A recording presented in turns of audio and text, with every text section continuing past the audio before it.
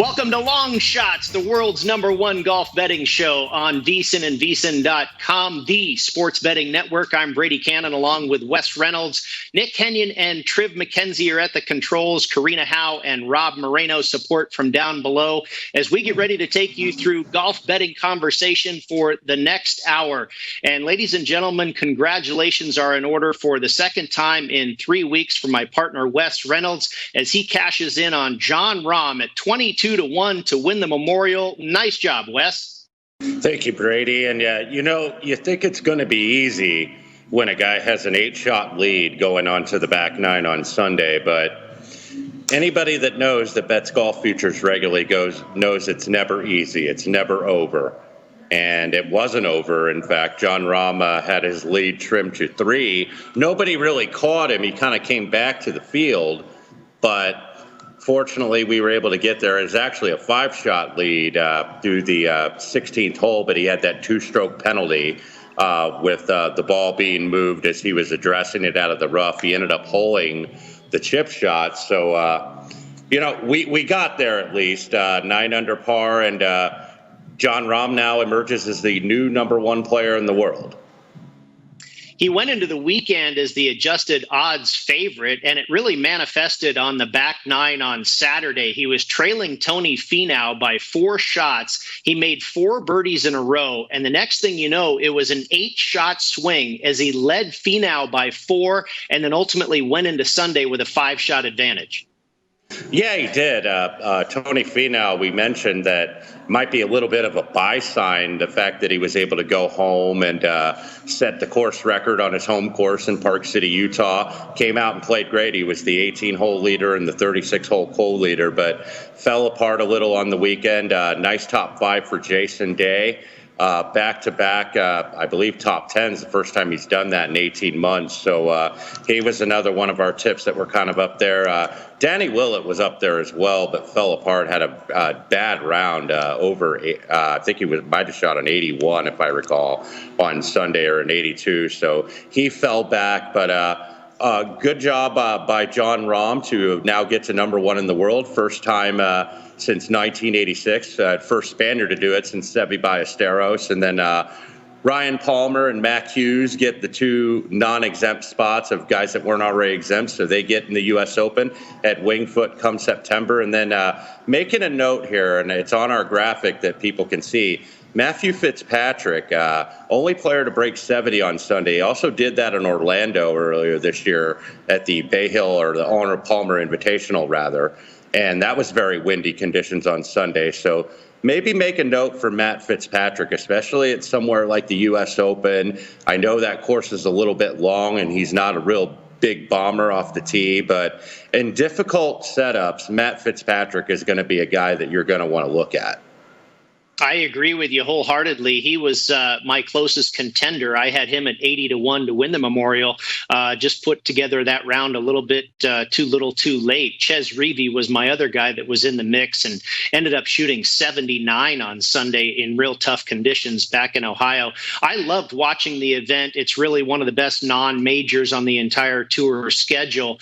But the players came out, including Matthew Fitzpatrick, and congratulated Jack Nicklaus for giving them a real challenge and making it exciting and thought-provoking. It was one of the best tournaments we've seen all season, Wes, and it was a nice change from the Birdie Fest, the 25 under par stuff.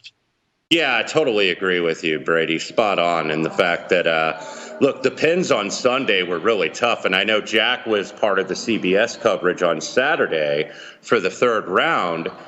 And he said, well, somebody may come from the back and shoot 65 tomorrow. And then I saw those pin placements early Saturday evening for the final round on Sunday, and I was like, nobody's shooting 65 tomorrow. Basically, Jon Rahm with that 4-shot lead going into Sunday. No one was going to chase him down, but he could come back to the field. It's like nobody else can win, but he can lose, and that's the position Rahm found himself in on Sunday.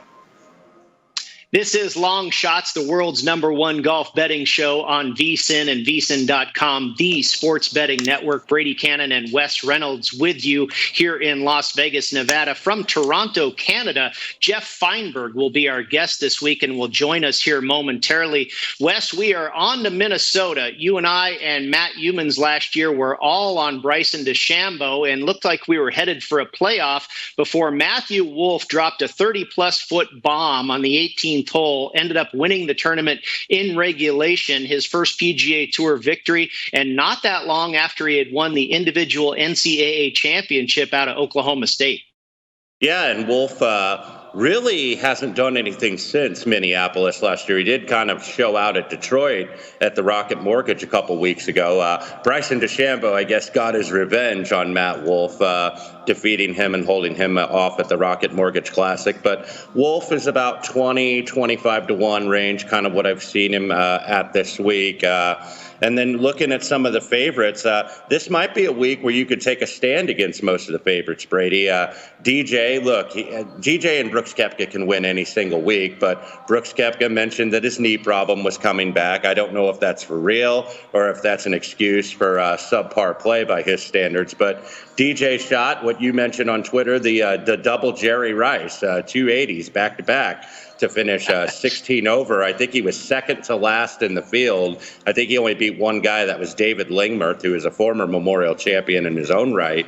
And then you look at Tommy Fleetwood coming back on tour. This is his first time, his first real full tournament since the Honda Classic. Of course, the Players being canceled. Tommy Fleetwood has been stateside, though, I believe, for at least over a week, because last Monday he did shoot a 64 at Shinnecock Hills, where he has the course record, and you recall where he was second to Brooks Koepka in the U.S. Open a few years ago. So, yeah, this is, I don't think that the favorites exactly scare you necessarily this week. Any of them can win, and Paul Casey's included in that 20 to 25 to 1 range, but yeah, this is a tournament that just looks wide open, where there's going to be a lot of birdies. Wind's supposed to blow on Thursday and Friday, so maybe the winning scores in the high teens, like 18 or 19 under, but I think you're spot on. It's probably going to be around 20 under par.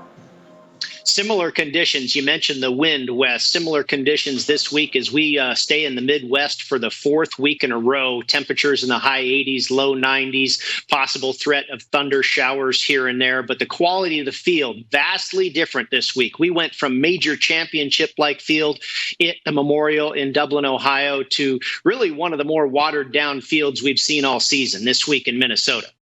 Yeah, only 6 of the top 30 in the field this week. And with the WGC down in Memphis next week and then the PGA in a couple weeks, this was kind of the sandwiched event, unfortunately, for the people in the Twin Cities this week.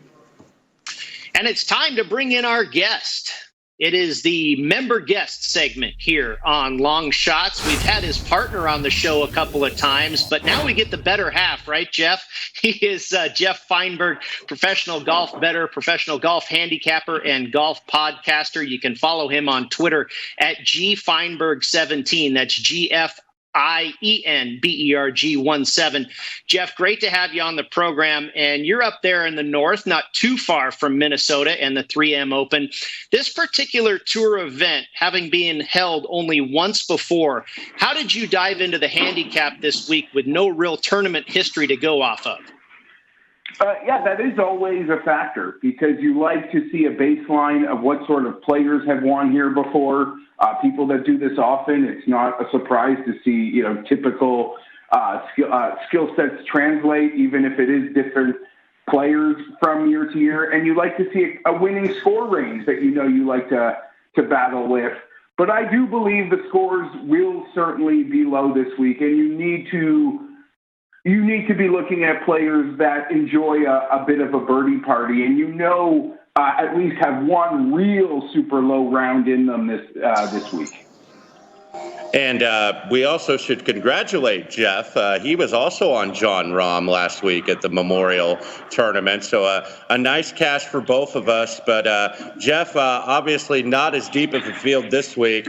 And looking at the top of the leaderboard, you got some really tepid favorites that you might be able to make a case that you can stand against with DJ and Koepka, Tommy Fleetwood making his debut, Finau, a massive price cut from where he was last week, and then Matt Wolff. This looks like a week where you can go down the board. What say you? Yeah, I definitely do agree with that. The opportunities do feel like they come from down the board.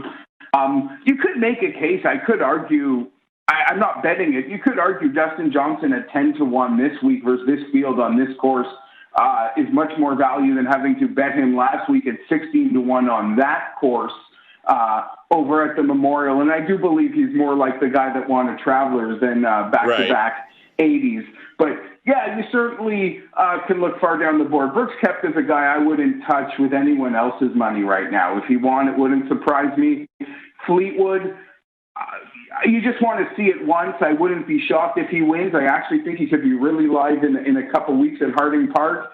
And Finau, while it's incredibly tempting, and I'll tell you why quickly, he sort of unleashed that Bryson in him last week at Memorial. But if he tries to do it at a far less penal course, I still think he can have excellent results, and the ugly numbers that really haunted him aren't there. That being said, he doesn't bring win equity to the table at all. And as I've discussed with Pat on my podcast many times, you really get the feeling he is just as likely to win an event like last week at 60-1 as opposed to these low-end field events where he is in this price range. So you're better off, even myself, a Finau guy, just waiting out a little longer to catch the big number at the stronger field. Yeah, I agree with you, Geoff. I figured Finau was a good candidate for a bounce back this week. Like you say, a less penal course, obviously a completely different field, but I certainly don't like the number of 13-1 we're seeing right now. Do you find handicapping last week's field, a major championship level field, is more difficult, or do you think it is more of a challenge this week where maybe it's more of a toss-up? You know what, I would say big picture, these ones are probably harder. You do get the sense the winner can come from anywhere, although we are in this range of, we got an outlier Bryson win a couple weeks ago and an outlier big Nick Taylor win at Pebble Beach. And outside of those, it's really been good golf. Bryson's obviously a good golfer, but that 20 to like 60-1 price range, just cashing consistently. Geoff, looking down the board, and maybe if you found anybody in that 20 to 60-1 range, as you were saying, anybody standing out to you this week in the Twin Cities? Yeah, I am. Sometimes you got to plug your nose, but I'm going to back Paul Casey this week. In that, at least in the Great White North, we're able to get him at 25-1. It's a ball striker's course. That's a term that's thrown around all the time, guys. But literally last year's results proved it. Both Colin Morikawa and the winner, Matthew Wolff, Morikawa second, even Bryson, they led the field in strokes gained, and they didn't even putt that well. I would expect that really to translate this week. Paul Casey, despite the 8 on a par 3 last week, that sabotaged the weekend. No, I'm still here. Hello? Did we lose Geoff there? No. Hello? No, we still got it. Go ahead, Geoff. Wes, are you with me? Paul Casey, I just really like the pick this week. It's a ball striker's course. In his first event back at the Travelers, he gained over 5 strokes with the irons. Last week, despite the 8 on the par 3, he still gained 3 strokes with the irons. I actually think it sets up perfectly for Paul Casey to make a big charge. A little behind that, other fantastic ball strikers, Russell Henley, Eric Van Rooyen. Those would be the guys I would be looking at. Certainly both can go very low and have a history of doing so. Yeah, and Geoff, I'm actually also on EVR this week, and I know your partner Pat Mayo is also on that. But to kind of give you support for Paul Casey here, even though I didn't bet him, I was looking at the stats this week of the guys that were in the field. Paul Casey's second in the field. He's 9th overall on tour in strokes gained off the tee, and first in the field in strokes gained approach, 9th overall on tour. So he was the one favorite that I felt that maybe I could play if I decided to. I wish I had a little better price, but you're not going to get it in this weaker field. But maybe some longer bombs that maybe guys aren't talking about that you should consider. Because, look, Matt Wolff, I know he's more of a proven commodity now, but he's 125 to 1 to win this thing last year. So anybody around that range you might be looking at. Yeah, just sort of peaking in around that 80, maybe closer to 100 range if you shop it. I'm a big fan of Bernd Wiesberger. The guy wins a ton on the European Tour, sort of like Eric Van Rooyen. They go to these European Tour events that are sort of set up at resort courses, like a lot of Corn Ferry events, and they seem to do very well. So I think their games will translate incredibly well here. So Bernd Wiesberger is one guy I like. Keith Mitchell's another guy gaining some steam this week. We know we got to trust that he, can figure out the bent grass putting, because all his success in his career, his big success has historically come on the Bermuda greens. But everything this layout sort of represents points to a guy like Keith Mitchell for me. And going, even deeper down the board, a guy like Seamus Power, he can make those birdies in bunches. Very strong with the irons. He comes with some flaws. He is around the 200 to 1 area, but he is a guy with the skill set that I am looking at this week. Geoff Fienberg is our guest. You can follow him on Twitter at gfienberg17, Fienberg17, professional golf bettor and handicapper. You can also find his podcast with a friend of the program, Pat Mayo. Geoff, I lost you guys there for a moment, and I don't know if you hit my question, but I wanted to find out maybe some of the guys that you are committed to fading this week. Anybody that is absolutely not on your radar in Minnesota? That's a real interesting one. I guess would say, to be a bit bold, I don't know if it's bold, but I would have no problem picking on Brooks Koepka if I got a fair price versus Dustin Johnson, hypothetically near the top.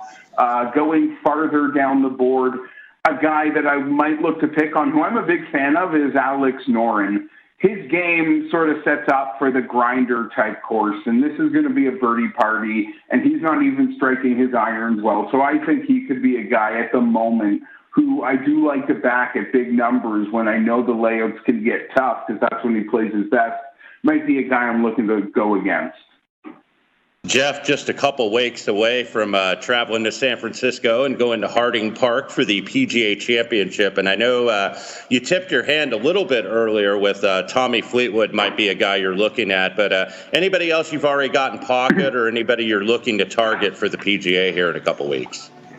Yeah, I mean, Pat and I did a preview show around Christmas, and on that day, while recording, we bet both Sungjae Im and Victor Hovland in that 125 to 1 range. So those are the fun long shots that are certainly going to be shorter. Now, obviously, it's a big ask, both of those young players, to win the majors. That's what is in my pocket. A beautiful course in Harding Park. Some remember it from the match play a couple years ago that was the same weekend as Mayweather-Pacquiao in Vegas. I remember because watching the undercard, some late-night matches were happening on the East Coast.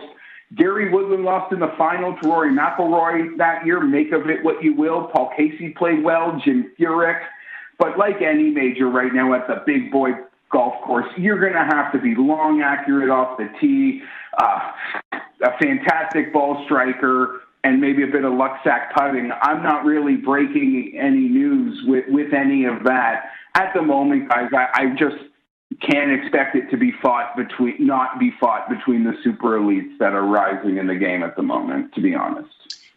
Geoff, with the way Jack Nicklaus set up the course last week for the Memorial, he had the thick rough. It really felt like a major championship.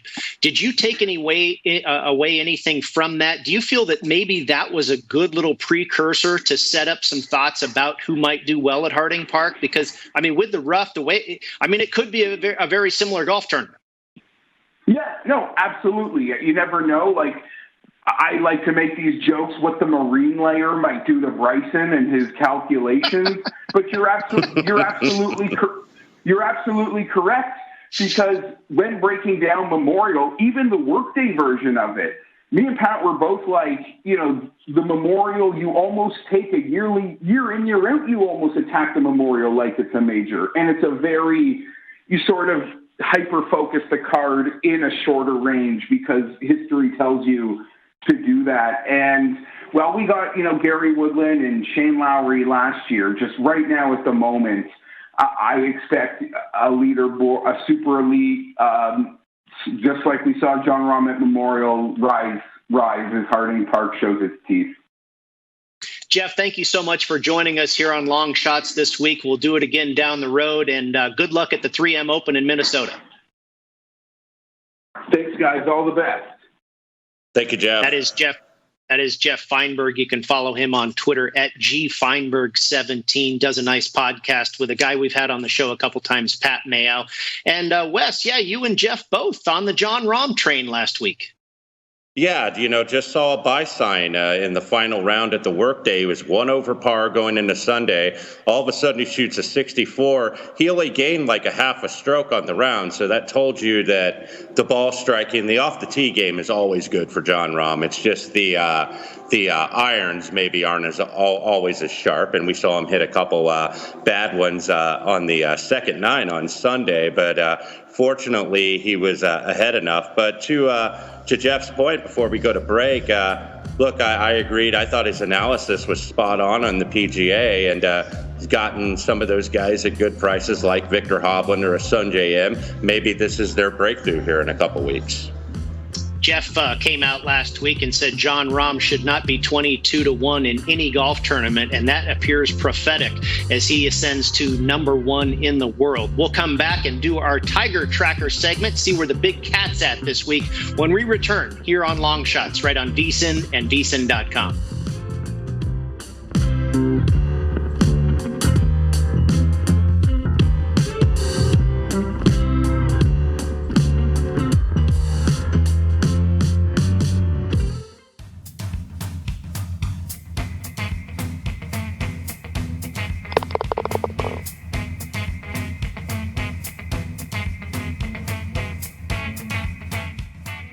Welcome back to Long Shots. Coming up in less than 4 weeks, it's the first ever VSiN golf tournament. Our colleague Matt Humans has put this together, a 2-person scramble event at Prim Valley Golf Club on Sunday, August 16th. It will be available to a limited number of VSiN subscribers. And Wes, with 2 winners in the last 3 weeks, do you have an outright winner for the first annual VSiN golf tournament in pocket already?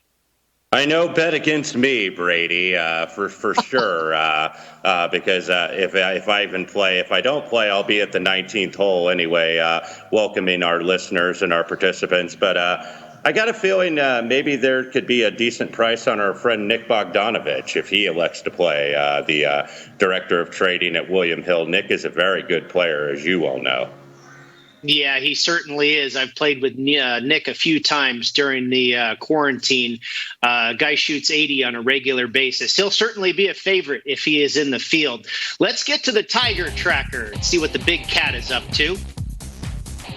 Tiger Woods finished 40th at the Memorial in his first tour appearance since February. Made the cut right on the number, shot a pair of 71s, a couple of 76s to finish 6 over par for the tournament.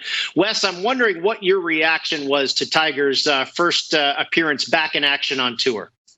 I'm not going to give him too many demerits. I mean, I expected a little bit better just off the fact that his course history is so impeccable at Muirfield Village. But look, he mentioned after his rounds at the press conference on Sunday that he needs more reps. Now, the reporter, I forget who the reporter was in question, asked him more tournament reps, and he said, I need more reps. So he was a little coy about that, and we know there's just one tournament before we get to Harding Park, and that's the WGC FedEx St. Jude in Memphis. Obviously, a WGC is a prestigious event, but when you're in Tiger Woods' stead right now, he really is all about the majors, being that he's in his 40s now and he's dealt with so many injuries. So this is going to be it for him in terms of just focusing mainly on major championships. So I would be very surprised if we see him in Memphis next week.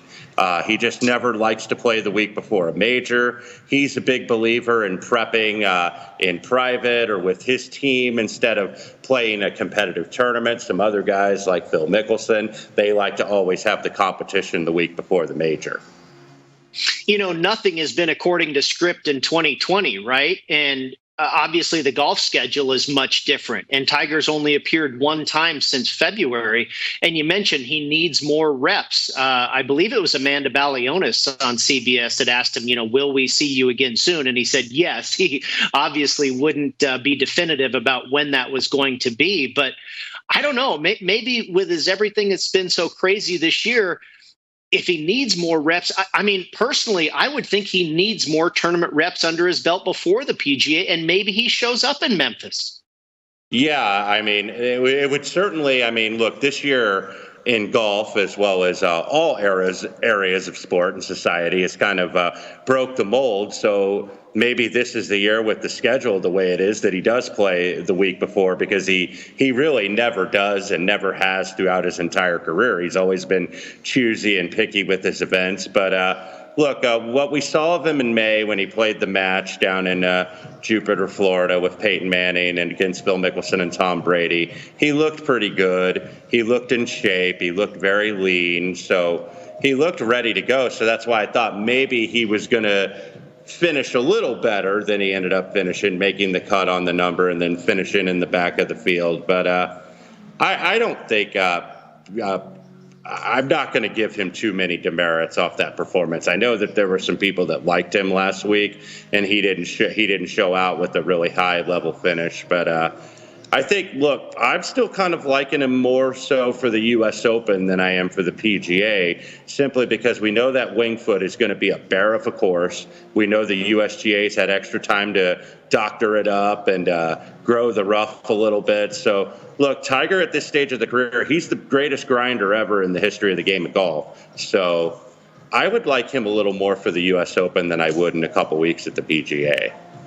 Well, it also makes sense, Wes, as he'll have more time to prepare theoretically for the U.S. Open. Again, I think per his schedule and what we've seen out of him, it seems that the PGA is maybe a bit rushed if you're going to think about backing Tiger in San Francisco. He's now 25-1 to win the PGA Championship at the Westgate. Wes, when we come back, I'll ask you if you think that number might drift up. Again, just one tournament under his belt before they tee it up for the first major of the year. And we will talk major implications coming up next, right here on Long Shots on VSiN and VSiN.com, the sports betting network.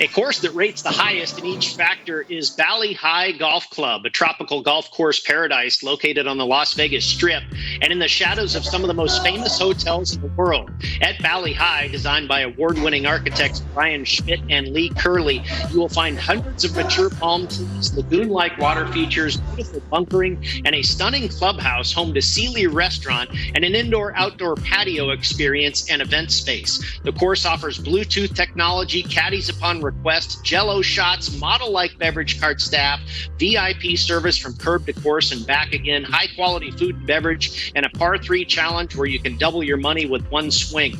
The stunning Bali High Golf Club, located in the heart of the Las Vegas Strip, golf jackpot, and there are money reasons why.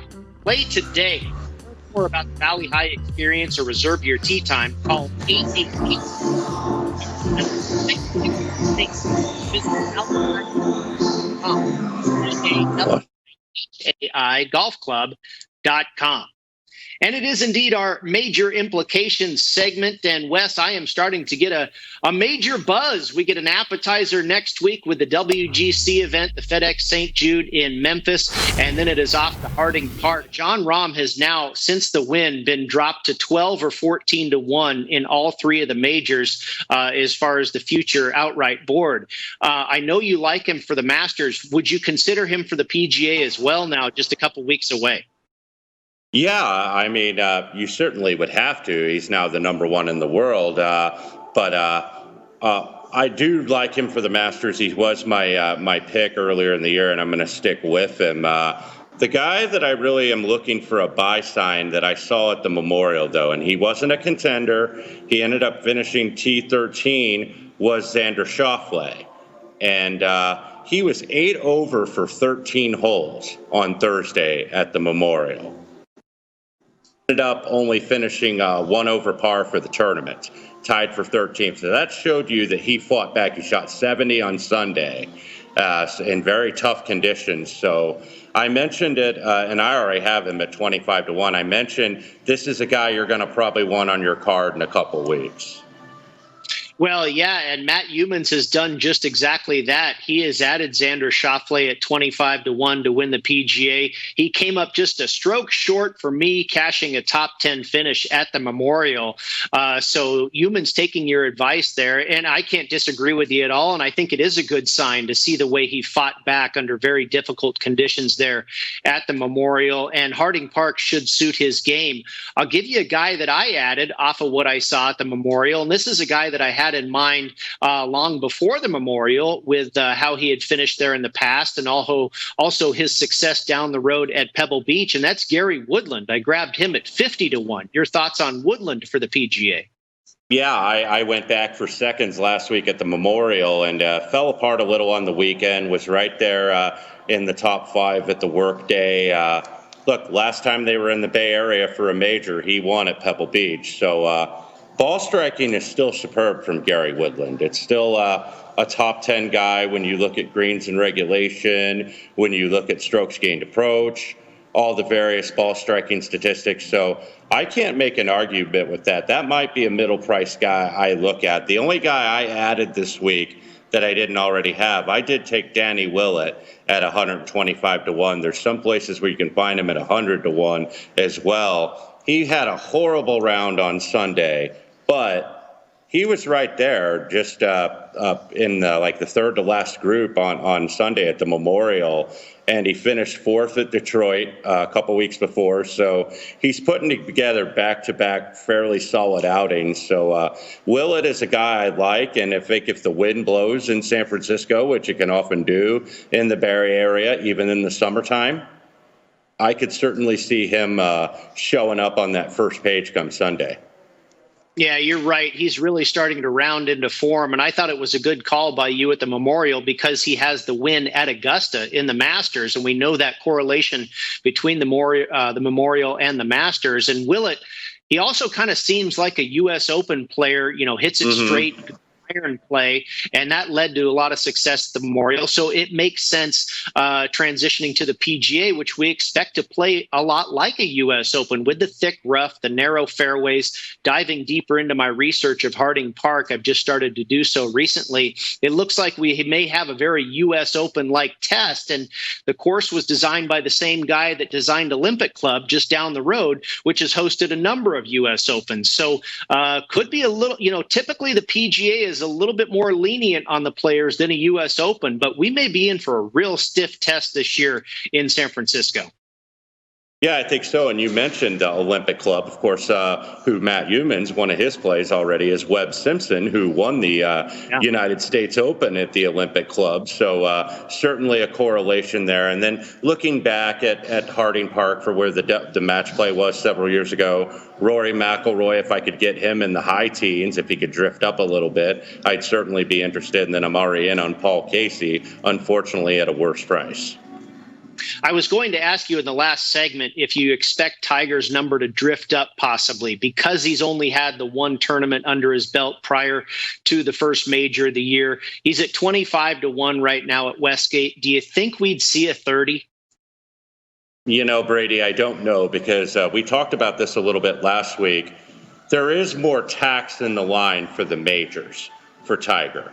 And I still think a major championship handle is going to be more than your average tournament. So bookmakers know that they're going to get Tiger bets at pretty much every single major, especially the Masters, but really all of the majors. So I don't expect it's going to drift much higher because they're going to get enough tickets on it. Speaking of tickets, we'll go over our plays for the 3M Open in Minnesota when we come back on Match Play right here on VSiN and VSiN.com, the sports betting network.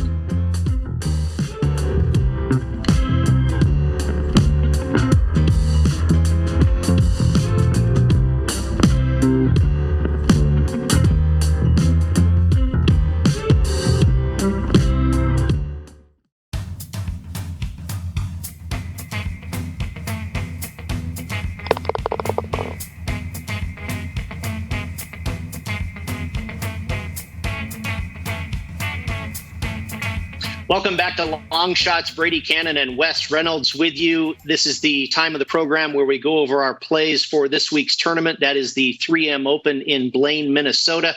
We first go to our silent partner, Matt Youmans, and his plays for the week. He's got some futures, no head-to-head matchups this week for Youmans, just outright winners. And he went with Tony Finau. We spoke about this earlier.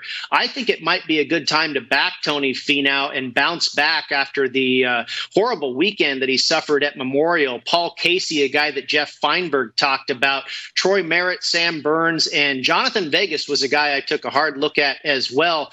What about Finau and Casey, Wes, in your opinion? I spoke with Fienberg in our member guest segment there. I really thought it would be a good spot for Finau, but 13, 14 to 1, kind of a tough number.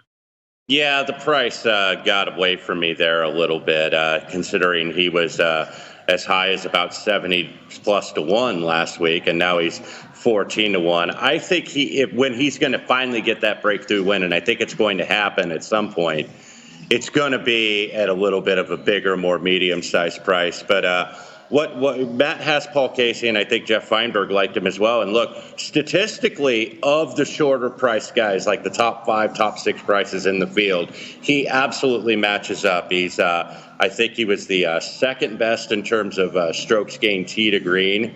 Or strokes gained off the tee, rather, behind Jonathan Vegas, who I'll talk about in a minute, and also in strokes gained approach. He ranks at the best in this week's field and 9th overall on the PGA Tour. So Casey, I could certainly sponsor. I almost took that, but Matt and I did match up on a couple of plays, so I'll go ahead and mention them now, and that was Troy Merritt and Jonathan Vegas that I got kind of in the 80s. He's now in about the 65 to 70 to 1 range right now. Look, Johnny Vegas off tee is absolutely one of the better guys on tour. And if his putter gets hot, look out. He can attack these short par 4s with wedges, make a lot of birdies. Also, Troy Merritt is a little bit of a local angle, and one that I played when we get to my plays, but I'll start with Merritt first. Born in Iowa, but he grew up in Spring Lake Park, Minnesota, which is just 6 minutes from Blaine, Minnesota, which is where the TPC Twin Cities is going to be played, suburb of Minneapolis, St. Paul. Also started his career in the state of Minnesota at Winona State. He was tied for 7th here last year, tied for 8th 3 weeks ago at the Rocket Mortgage Classic. He's not a real bomber, but he's a relatively straight hitter, and he's a guy that goes well in kind of these big-time birdie type places. Yeah, you're absolutely right, Wes, about the local connection for Troy Merritt, and also spot on in your analysis with Jonathan Vegas. I looked at that guy as well.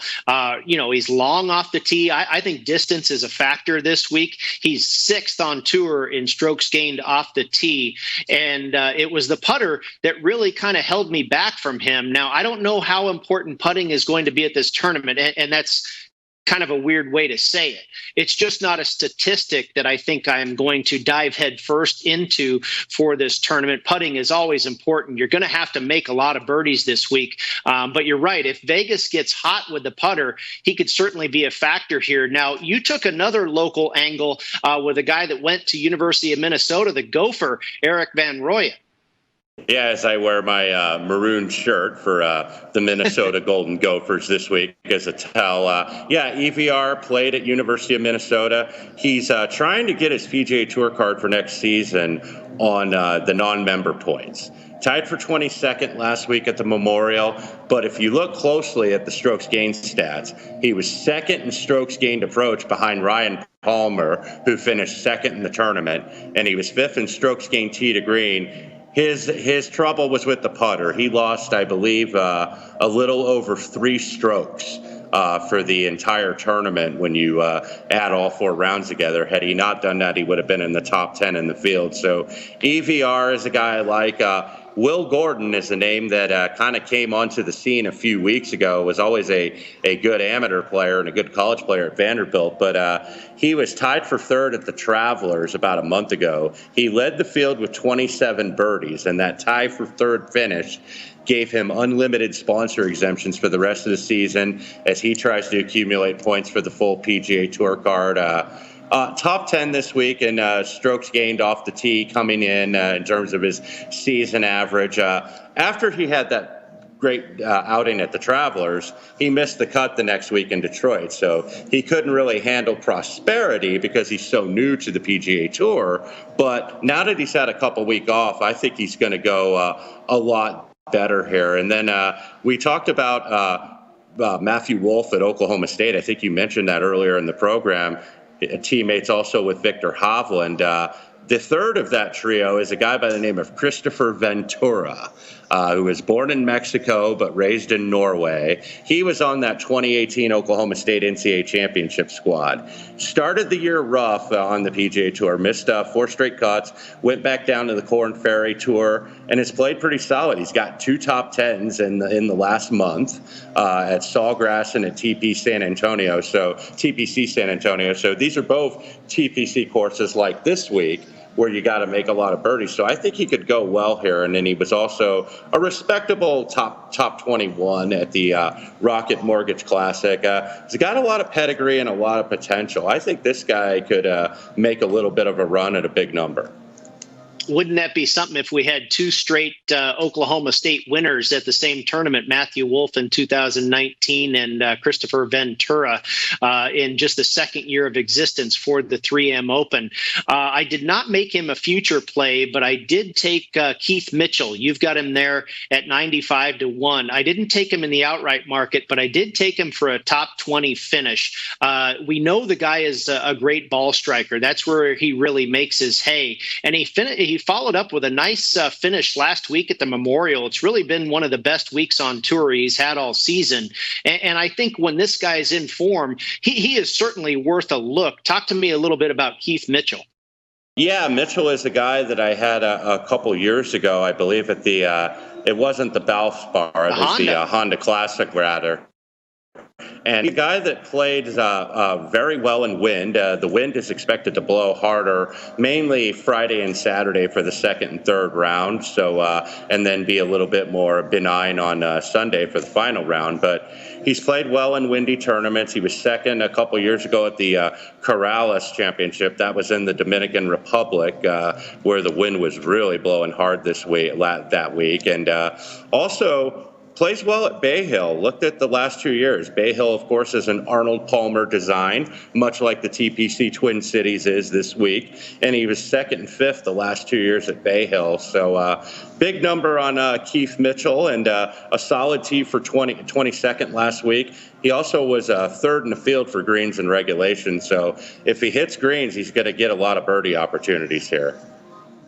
Take a look at some of my plays now. As far as my shorter shot, like the rest of us, Wes, I took a few bombs this week, and we talked about it with our guest, Geoff Fienberg. I think you can go down the board and get some value on some guys that figure to have a better chance than their number would indicate. But as far as my shortest shot, I went with Harris English. This guy's really having a good season. He was 9th at Bay Hill this year, the last tournament before the shutdown, of course, an Arnold Palmer design.